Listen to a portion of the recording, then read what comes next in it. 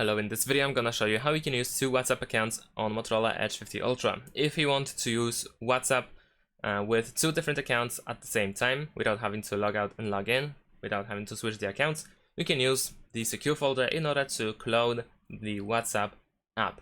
So first, if you don't have WhatsApp yet, then of course you need to go to the Play Store and then search for WhatsApp and then download it. Once you have WhatsApp, then you need to find the MotoSecure app. You can find it in the Moto folder. So if you have still the Moto folder in the home screen, then over here we have the MotoSecure. Or you can go to the app drawer and then try to find it. For instance, I have the Moto folder here as well, and I have MotoSecure. So if you go to MotoSecure, over here we have the secure folder. We need to turn it on. So select the secure folder, press continue, skip through these processes or this information. And over here we have Google account plus secure folder. If you want to, you can use your Google account in order to synchronize with the secure folder, and you can make backups, or you can skip login by pressing this button in the top left corner. There we go, we have to unlock our device, and now we need to wait a couple of seconds in order to make the app load itself up. So let's wait a couple of seconds, and there we go.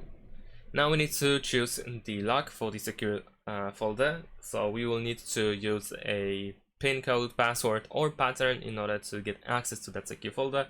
I'm just gonna set up a simple PIN code. Of course, we can set up something more complex, something more advanced.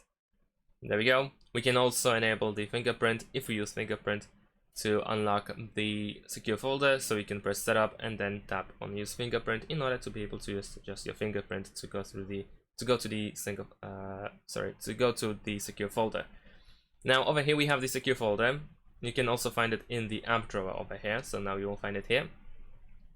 And if you go to the secure folder, now we need to add WhatsApp. So press this plus button, in the bottom right corner, choose add apps. There we go. Find WhatsApp, select it, and press this check.